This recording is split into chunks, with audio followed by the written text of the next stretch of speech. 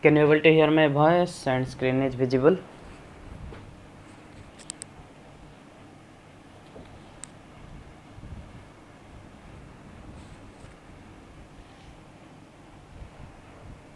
Okay, nice.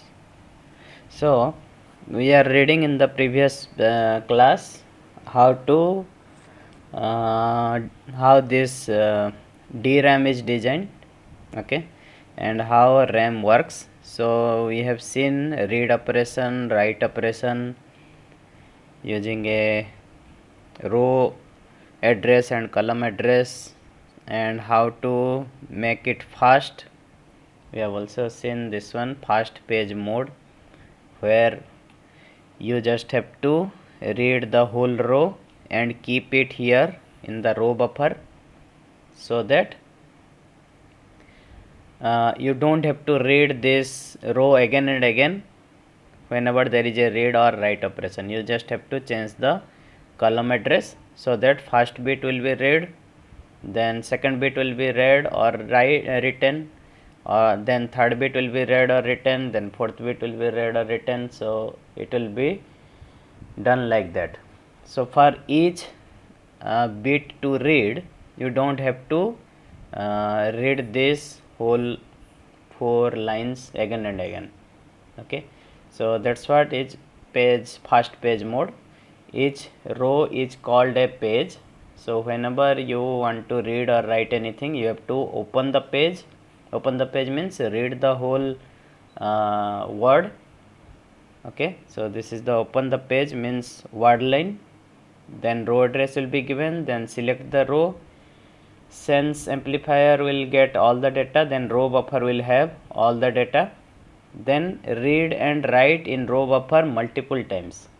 Multiple times means you can read this bit, you can read this bit, you can read this bit, you can read this bit. Just you have to change the bit number here. So 0 1 means first bit, then 1 0 means second bit, 1 1 means third bit, 0 0 means first bit. Okay, so by changing this you can read any of these bits. Okay, row address will be same 0 0, so that means the first word line will be activated and 4 bits will be read to the row buffer. And then in column buffer you have to select any column to read the any bit in one operation. One operation is open a page. Okay, from a single row you can do multiple read and write operation. So that is the difference between previous method, read and write operation method, and the fast page method. Okay, so hopefully this was clear, and this I have told in the previous class is that memory controller will have all the authority that sits between processor and the RAM. Okay, and it will give the address, and it will split the address as row buffer and column buffer like that, and also it can select from which DRAM you want to get the data. This is called a channel, this is also a channel.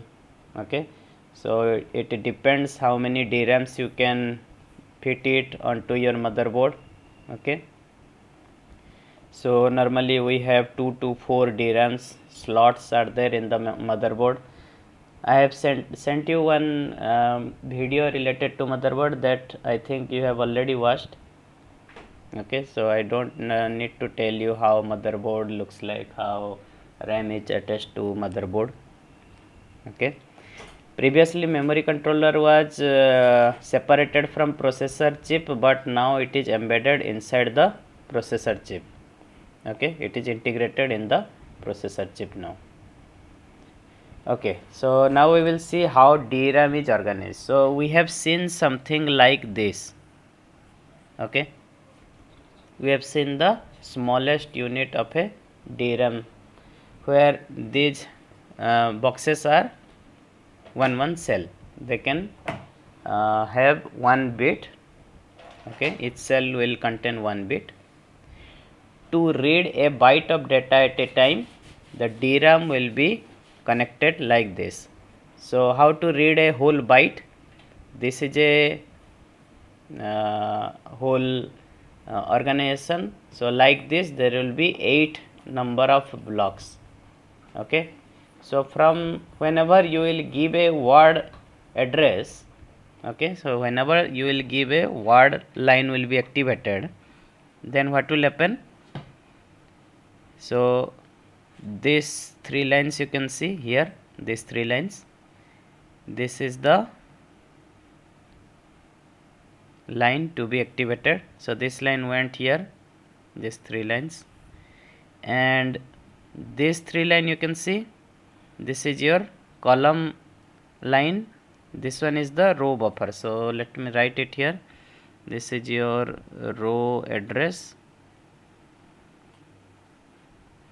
and this is your column address. We have just extended the previous diagram. Okay, so in the previous diagram, this diagram, you have seen that this block can read or write 1 bit. Okay, so the output will be a single bit, but obviously we never read a single bit, we usually read 1 byte of data. Okay, so that's why row address will be given to each of these 8 blocks. So there are 8 blocks are there. At a time row address will be given to each of these blocks. Okay, in this example it is activating the line, this word line number, how many, this one, 0 1 2 3 4 5 6 5. So 5 means what is the binary code?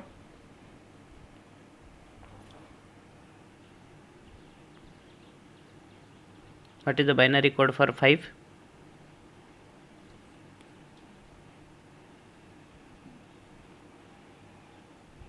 You can tell. What is the binary code for 5?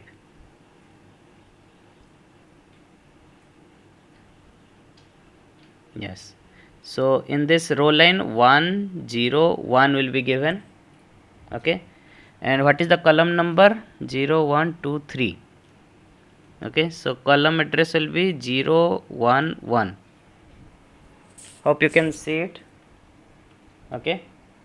So row address will be given 101 in these 3 lines because it is a 8 cross 8 matrix. Okay, so minimum 3 bits are required.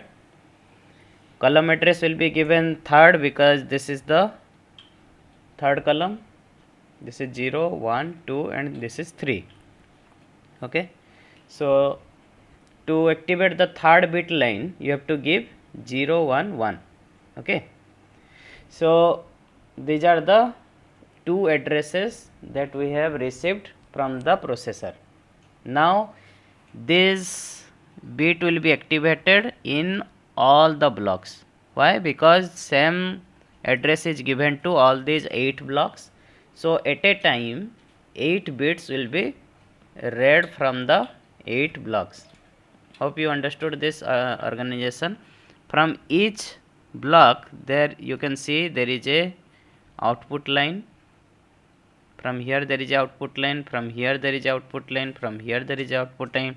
At the end this is the output line and which is 8 bit. Okay, so 8 lines are there here. So we have read 8 number of bits by giving a row address and a column address. Have you understood this organization? Simple organization. The previous organization, this one we have just extended and we have repeated for 8 times. Okay.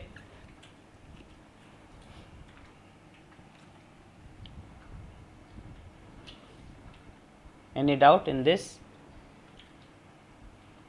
Okay, so then what will happen? So these 8 blocks we will put it like this. Okay, I am scaling up the diagram. So the same 8 blocks, it is put it like this. So you will get something like this. Okay, we are making lots of blocks. So this whole total figure is called a bank. Okay, so this type of bank will be, multiple banks will be there on a chip. A chip contains normally 4 to 8 to 16 number of banks. In this case there are 8 number of banks are there in this chip. Okay, understood? But then it will read the same bit, right? No, how it will read the same bit? This here some other bit will be there, here some other bit will be there, here something else will be there, here something else will be there. So whenever you are writing to these blocks, you are writing different data bit. Okay, suppose you want to write here, suppose you want to write 1010111 1. Okay, so you want to write suppose 8 bit data to this. So 1 bit will be given here, 0 bit will be given in this data line, 1 bit will be given on the this data line, then 0, then 1 1 1 1. Okay, 8 bits are given on 8 different data line. So this first bit will go to this, the second bit will go to the second data line, this one second data line, then this is third data line, this is fourth data line, then fifth, this sixth bit will go here, seventh bit will go here, 8 bit will go here. So all 8 bits are in different cells, different these blocks. So whenever you read this 8 bit, you will get different bits. Here something you will get 0, here you will get 1, here you will get 0, here you will get 1, here it will be 1, here it will be 0, this will be 1, this will be 0. Okay, so all the bits and everything will be different. Why the address and column address and row address will be same? Because you want to read from the same location from each block.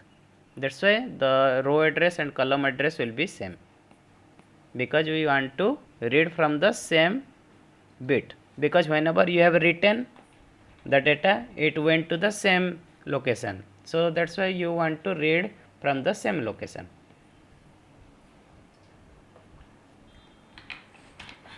Or any doubt in this case?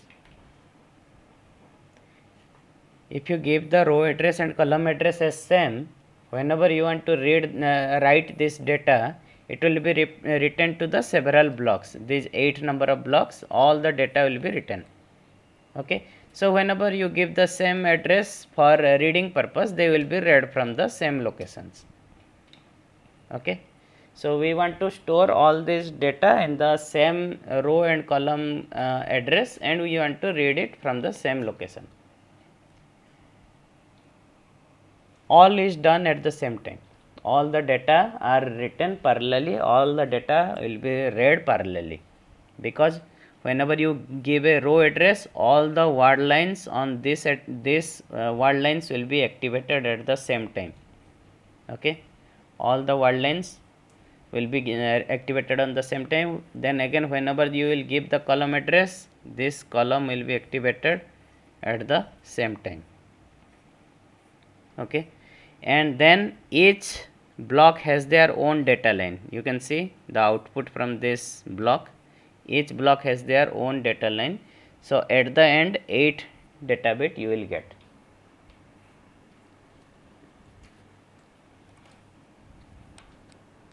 Okay, it is very simple. Previously we are giving row address and column address to one block only. Now we are giving to 8 number of blocks. Okay, so whenever you want to give 8 data bit, then 8 data bit will go to 8 different blocks and they will be stored. And whenever you will give the same row address, column address, same 8 data bit will be read from these blocks. Okay, working principle is same as the previous one. Okay, so there is no change in this. Here we have seen 4 cross 4. Okay, here it is extended and we have made it to 8 cross 8.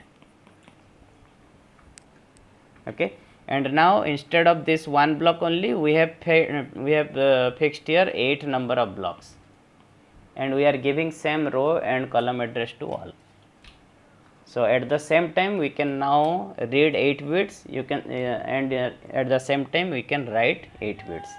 So reading, writing will be done parallelly. So hopefully this organization is simple. Now what we will do, we will replicate this whole block multiple times. So this whole block is replicated here. So this is a simple block, smallest block that we have read, which will contain the cells. So these smallest blocks are this, okay. This big block is this, okay, and we have replicated it again 8 times.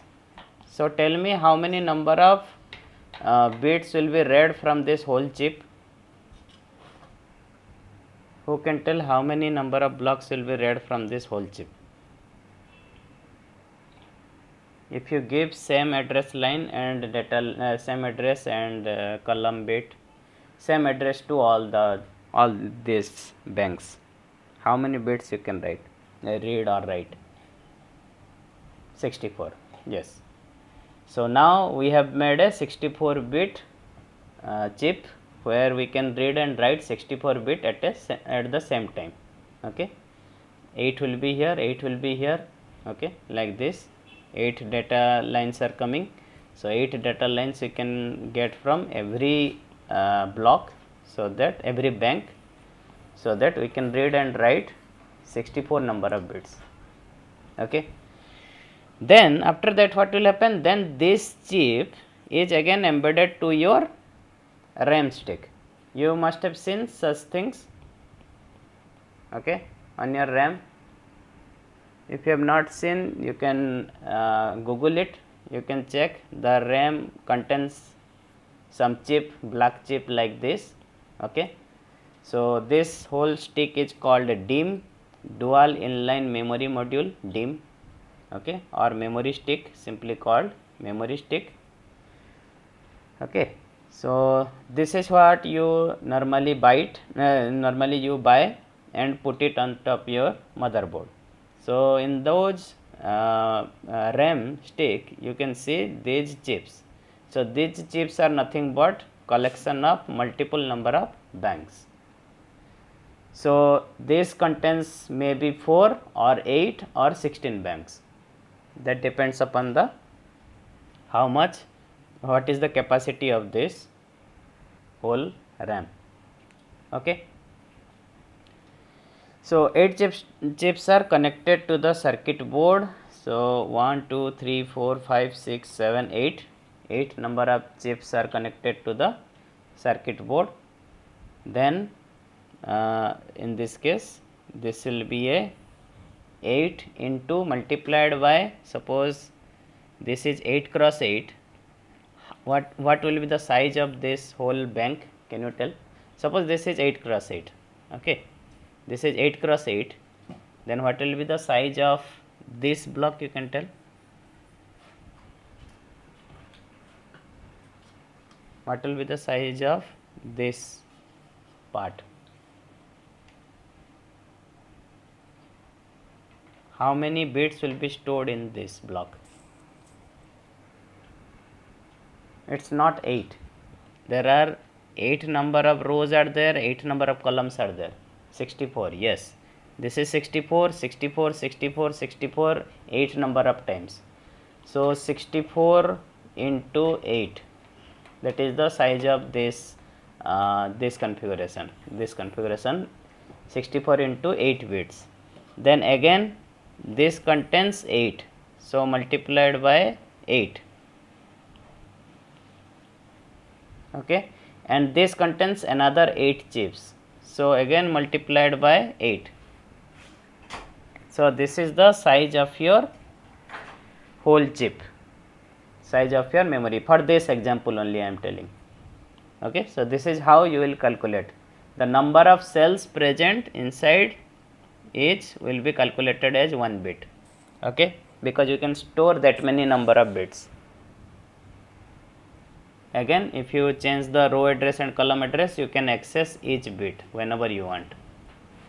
Okay, so that's why in each these small blocks 64 number of bits will be stored. There are 8 number of blocks in this bank, so that's why 8. Then again 8 banks are present inside a chip. Okay, so that's why we have kept 8 here, multiplied by 8. Then again 8 number of chips are there in this DRAM or DIMM, that's why multiplied by again 8. So what is the multiplication result? Can anyone calculate and tell me?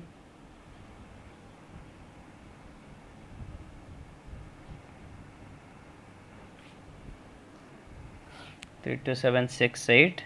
Okay, 32768. Convert it into byte. This many number of bits, and if you convert it into byte, it is 32 GB. Okay, so 32 GB RAM. 4096 byte. Okay, 4096 byte. 4096 byte is converted to, it will not come 32 GB, I think.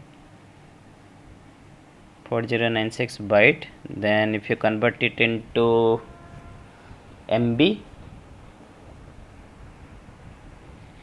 then 4 MB, I think. Yes, it is a 4 MB RAM structure. Okay, so it is a 4 MB RAM. This whole whatever example you have taken, this is a 4 MB RAM, but it is more than that because the banks contain lots of chips, sometimes 16. In this case we have only seen 8. Okay, and the blocks here, these blocks here does not contain a square type of arrangement. In no blocks it is arranged as a square type of arrangement. It normally happens that the number of rows are more and number of columns are less, so the block looks like this in normal day-to-day life. So in normal RAM, the blocks are never be in square form. The blocks are normally like a column form, like this. There are less number of there are less number of columns but more number of rows. Okay, so that's the takeaway from this section. So let's see one summary how RAM works. Okay, you see the this one, these are the steps. Okay, so the same thing will happen to all the blocks. We are taking only one block here. Okay, this is the normal a single block. We will replicate the same to the all the blocks. So row address, RAS, some control signals are also mentioned here. So there is a control signal called RAS, row address strobe.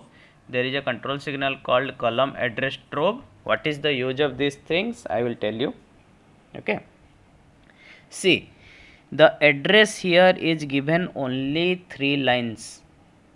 Okay, but we need 3 lines for 3 bits for choosing the row and 3 lines for choosing the column. Okay, then how you can give only 3 bits without giving 6 bits? Can anyone tell me why there are no 3 column separate address and 3 row address? There is only 3 bit pin here, so we can give at the same time only 3 bits, not 6 bits, using signal. Yes, so row address strobe means what? Whenever it is activated, okay, activated means this is disabled, this pin is these pins are disabled. Okay, so whenever RAS is activated, CAS will be deactivated. Whenever CAS is activated, RAS will be deactivated. Okay, what is RAS? Row address strobe means whatever bits you are giving here, it will be acting as a row address. Okay, so whenever I will activate this, I will change the 1 to 0, that means it is activated, because RAS bar, this one is RAS bar, that means it will work when low signal will be given. Okay, so whenever this will be activated, RAS will be activated, whatever bits I have given here, it will go to row address buffer, not to this. Okay, understood? So this is the work of this RAS and column address strobe CAS. So whenever I will give here as 0, the 101 will go here, not here, not to the row. Okay, understood the concept of RAS and CAS? Very simple. Okay, so whenever RAS signal is activated, the data in address line will go to row address buffer, and whenever CAS signal is activated, the address will go to column address buffer. Okay, so why we have done like this, only 3 pins? Because whenever some hardware is manufactured, the less number of pins are there, the lower the cost. Okay, so that's why we have minimized the pins. However, we have given 2 extra pins, which is again less than 6. Okay, done. Next is there is a WE command. What is this WE? This is write enable. WE means write enable. Write enable means whenever this bit is 0, we can write some data through the data input. Okay, there is a pin here. Okay, pin means what? These are the additional pin that come out from this whole block. Okay, because each RAM has a certain number of pins. Okay, so these are the pins. That pins will be connected to your motherboard. Okay, so whenever there is a write enable, that means what? Whatever data is present in this will go and return to each cell, whichever cell you have given row address and column address. Okay, understood? Simple. Next we will go to the steps. Okay, we'll start with the first step. Okay, so first step is row address strobe is enabled. Okay, row address strobe is enabled. That means what? Whatever data you will give, this whatever address bits you will give, it will go to row address buffer. Okay, so 101 we have given, so it will go to the row address decoder. 101 means which row? This row will be selected. Okay, 101 means 5th. 1 2 3 4 0 1 2 3 4 5. 5th row will be selected. Okay, so now our this word line will be selected. Okay, then this is the first step over. RAS signal is 0, that means whatever address you have given, it will go to row address buffer, and that same row will be activated. Okay, row means word line. Word line will be activated. So word line is asserted, that means it is activated. Next step, whatever the row values are there, they will be last here. Last means what? The row value will come through these bit lines. I have told you, these are the bit lines. Row value will come to the sense amplifier, then row buffer, then all those things, the 3 steps. Okay, then row buffer will contain the bit. Okay, now what is the next step? We have to give some column address so that one column will be selected. Okay, so the second step is CAS signal will be 0. That means whatever number you are giving, it will go to row address buffer. So we are giving 0 1 1. So not 0 1 1, 0 1 1, yes, 0 1 1. Okay, so 0 1 1 means third. So 0 1 2 3. So third column bit will be activated. Okay, that means what? Third column bit is 1. So 1 has to be read outside. Okay, so third column is activated. So third column line is connected to this. So third column bit will be output, and the third column bit will go to the output available. So this 1 bit will go to the data buffer and it will be available to read. And this will happen for all the blocks. Like this, there are 8 number of blocks will be there. So same thing will happen. Row address will be given. This word line will be activated. Then all the bits will come to the row buffer. then column line will be given, then one column will be selected, and then output will come to the data buffer. Okay. Then after that what will happen? Column address stop disabled, this CAS will be now 1, that means what? There will be no column address, and word line is also released. Okay, understood? Simple, or any doubt in this case?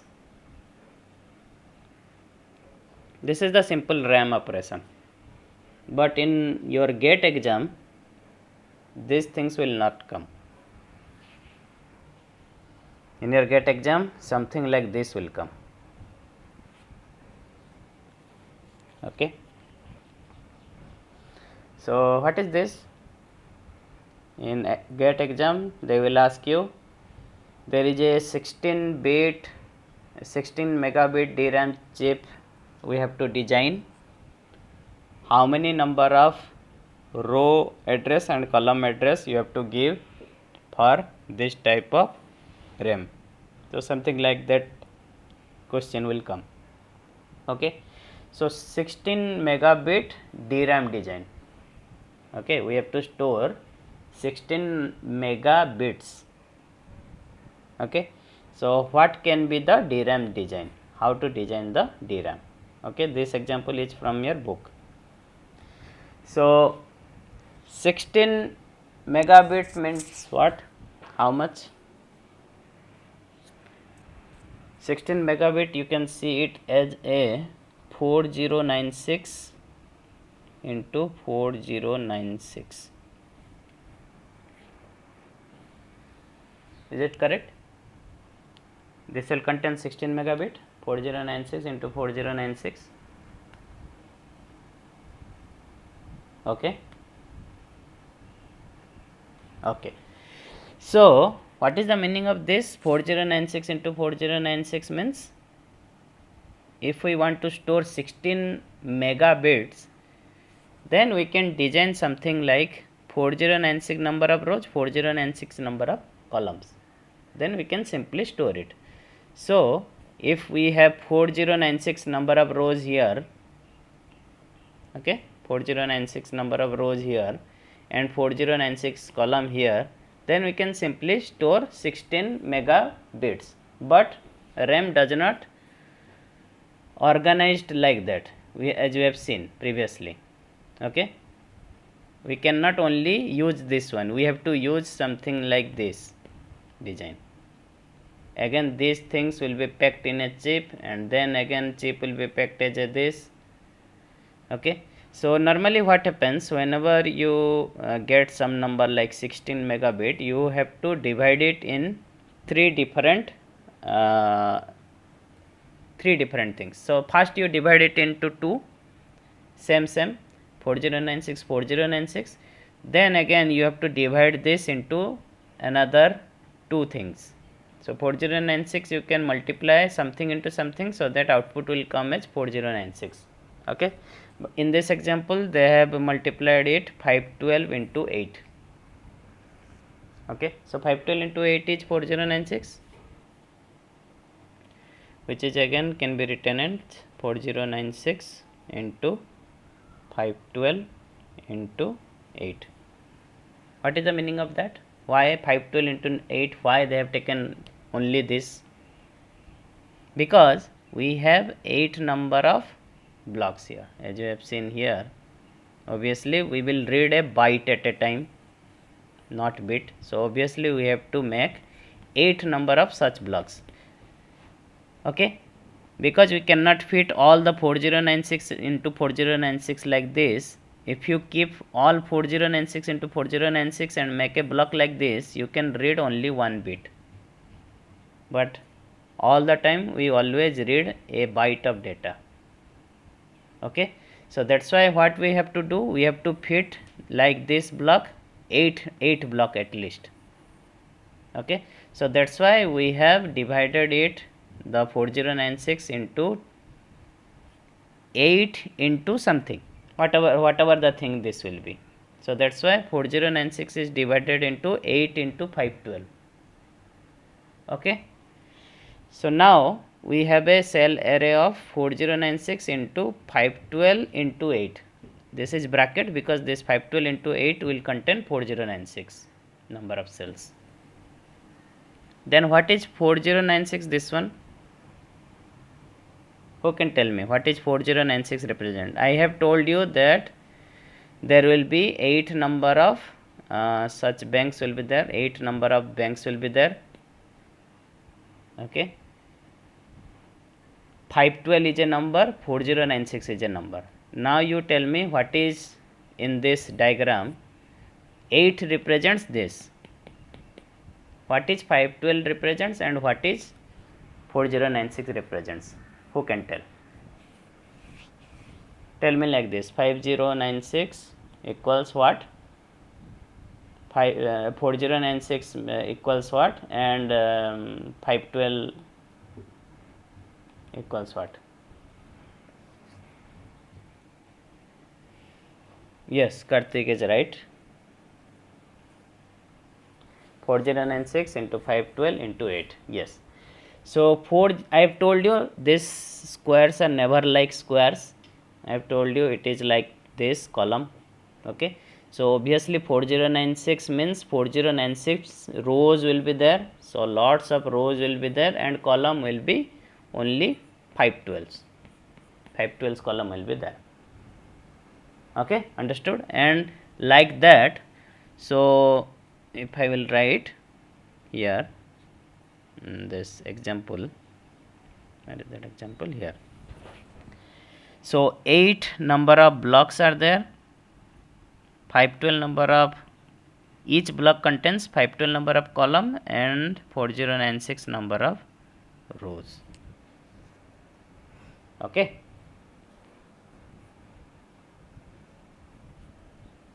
Got it? So how many number of bits we required to identify each row? How many number of bits you require to identify each row?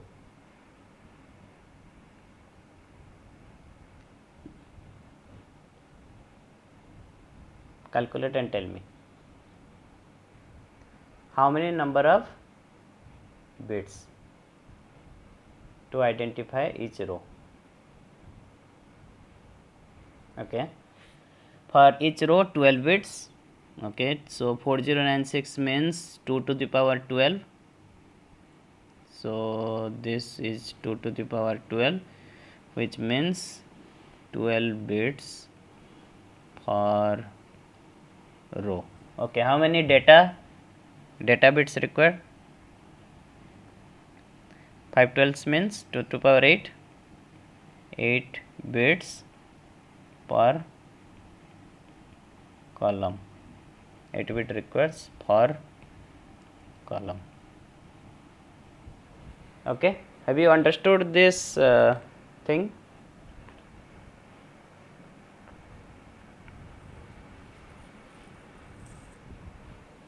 Any doubt?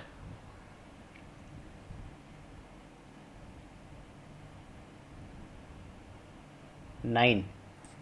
Okay, 2 to the power 9. Yes, not 8 bit, 2 to the power 9. This one is 2 to the power 9, so 9 bits per column. Yes, 8 is 256. Okay, 9. So 9 bits are required for column to identify each column. Then 12 bits are for identify each row. Okay, good. So you have to draw a box like this. Okay, then row decoder will be there, row latch will be there. Row latch is connected to RS signal, this signal. Column address is connected to column address latch. There is a column address decoder. Okay, we can read and write 8 number of data at a time because we have already given 8 number of blocks. Okay, there will be sense or a write circuit, that means sense amplifier and all those things. Okay, CS means chip select signal. What is chip select signal? I have told you in this case here there will be several chips. So which chip to select? The chip select signal will decide. So if this chip select signal is enabled, that means data will be read from this chip. If chip select signal will be enabled for this, data will be read or written to this chip. Okay, understood? So that is the chip select signal. So each RAM block will have a chip select signal. This is a one chip. Okay, so chip select signal will be there. Then I have told you also there is a write enable line. Okay, so write enable line will also be written as read/write. That means whenever write enable line is 1, then write enable line is 0, that means it is write. Whenever it is 1, that is a read.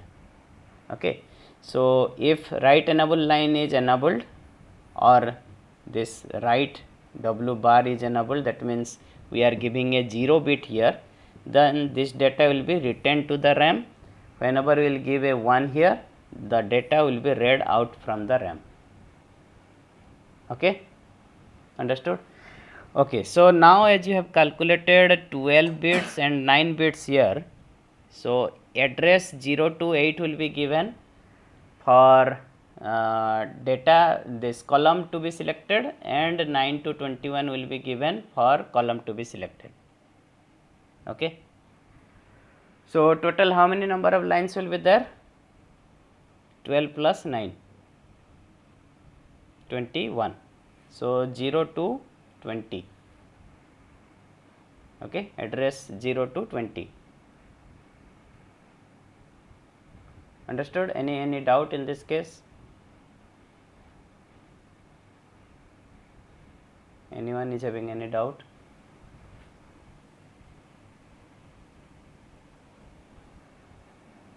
This is the design, simple. This type of question will come in end sem also.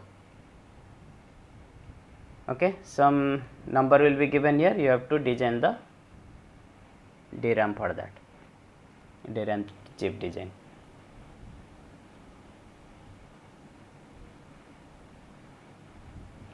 Any doubt you can ask, because in the next class we will go for cache memory.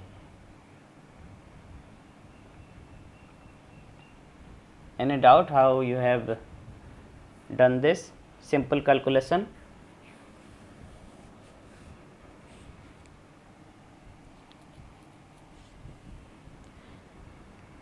This part you have understood or not? 4096 into 512 and 8, I think it is simple, 8 number of blocks. So 4096 into 512, multiply this, what will be the output? How many bits you can store?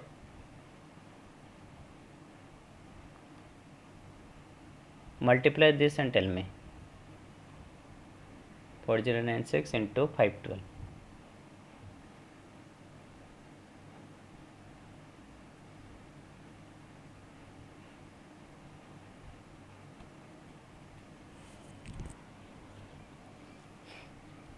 What is the result? 4096 into 512. Okay, so 2097512. Okay, that is 2m. Now you understand why it is written 2m into 8. Okay, so that's the internal organization of the 2m into 8 dynamic memory chip, that is also called 816 megabit DRAM. Okay, so 2m. Okay, so this is the exercise. I think you can get lots of exercises like this on internet, so practice them. Okay, or if you have any doubt you can ask me in the next class. Okay, so for because there are lots of time available, let's start with cache memory.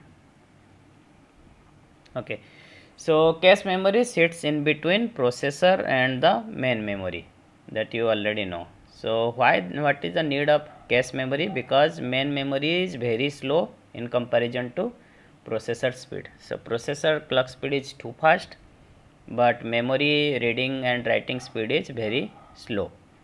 So that's why a cache memory is needed, which is very fast, that sits between main memory and processor. So what is the use? Whenever processor asks for any data, a block of data will be transferred to the cache, not only the data that is demanded by the processor, with that same data some block of data will come to cache, then again processor will ask for the next data, and next data will be available in the cache. That is our theory. So theory says that whenever processor will ask any data to the main memory and the data is not there in the cache, that means what? The main memory will supply a big block of data that will fit inside the cache. Okay, and whenever processor asks in the next clock cycle the next data, the data will be present inside the cache. So what is that logic? That logic is called locality of reference. Okay, so how this is happening? Locality of reference means what? There are two concepts in locality of reference. One is spatial locality, another one is temporal locality. Spatial locality means what? The instructions that are present after the current executed instruction are likely to be executed soon. That means what? Suppose one instruction is executing. What is the most probable way of guessing which instruction will be executed next? The next instruction. And where is the next instruction? It is just below that previous instruction. Understood? What is spatial locality? Spatial locality says that whatever instruction is executing currently, okay, there is a high chance that next instruction will be executed after this. Okay, so obviously if there is no jump instruction or there is no call function call, obviously the instructions are executed one by one. Okay, so there is high chance that the next instruction to be executed will be found just below the previous instruction.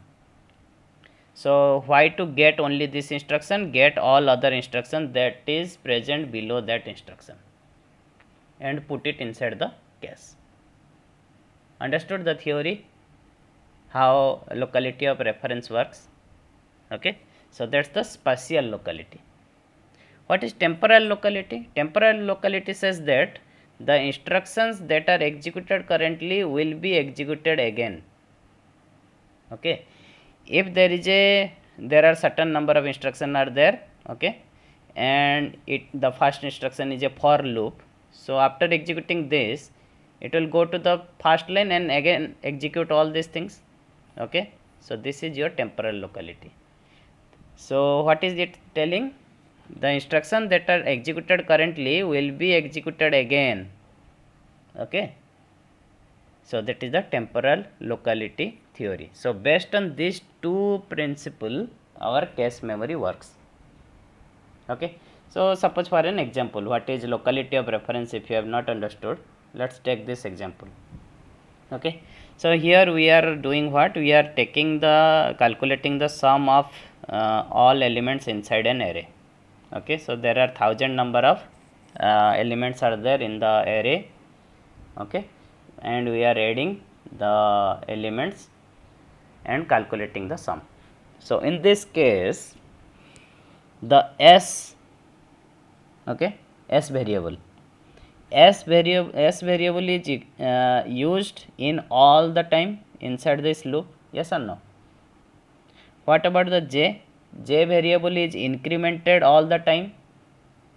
So that's what it is called locality of reference. S and j variables will be used again and again by the loop. So that is coming under temporal locality. Whatever currently is used will be used again after some time. So that's why S and J put it inside the cache. So whatever processor will do with S and J will be written here, not in the main memory. Okay, understood? What is spatial locality then? In spatial locality, it is telling that the array will be incremented in every loop. So currently array 0 is used, then array 1 will be used, then 2 will be used. So obviously we know that whenever array 0 is being used, array 1 will be used in the next cycle. So why not get the big amount of array and put it inside the cache? Understood? So this is the spatial locality, space wise. Okay, this is space, this is time. Temporal means time, whatever currently is used, it will be used again. So put this whole part inside the cache. Spatial locality means what is currently used, the next used instruction will be present just after that. So get the whole chunk and put it inside the cache. Okay, so this is the locality of reference. This is how your cache memory works. So that's why instead of fetching one item from the memory, fetch a block of data to the cache that are adjacent in memory address. So whichever data are present adjacent to the current instruction, put everything inside the cache. Okay. When processor request for a word, processor always request for a word. So a block of multiple words are fetched into the cache. Not only that word that is asked by the processor, multiple words are fetched from main memory to the cache. Which block will present in which location of cache is decided by a mapping function. So in this case, if a block will come, then it will present where, in which location, that will be decided by a mapping function. When cache is full, a new block of word will replace a block in a cache. So whenever this cache will be full, whole cache will be filled and new data is coming, which part to be replaced, that can be done by a replacement algorithm. Okay, so these two things we will see. So this is how cache works. Okay, this is a block, this things are written here is a block. Block means what? Block contains lots of words. Okay, so normally previously in the chapter number 1 I have told you processor will ask for a block and you can send that block to the processor, but now what we will do, we will get a multiple block, multiple words, that is called a block. Inside a block how many words will be there, that is also predefined. Okay, so in the architecture it will be predefined that inside a block how many words will be there. In this example I have put 3 words inside the block.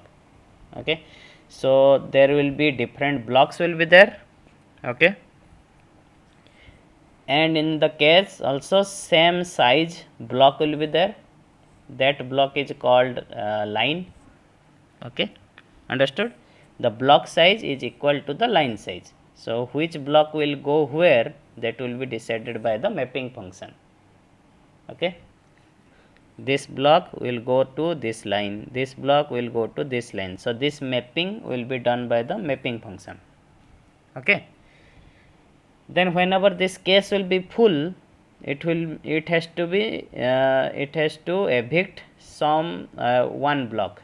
Okay, so which block will be evicted, it will be done by the replacement algorithm. Understood or any doubt? This is how cache works. So whenever one word will be requested by the processor, this whole block will be come from main memory to the cache and it will be stored in a line. So which line it will be stored, it will be done by the mapping function, and then whenever cache will be full, a algorithm will decide which block to remove from the cache. Okay, any doubt up to this, how cache works? Okay, so in the next class we will read the rest of the things related to cache. And in GATE exam minimum 2 questions will come, minimum 1 or 2 questions will come from cache memory. Okay, so whenever you will give the GATE exam, this part is very much essential, this mapping function. One question is guaranteed from mapping function, and as well as in CT2 and ENSEM, one question will come. Okay, So if you have any doubt, ask, otherwise we'll stop the class.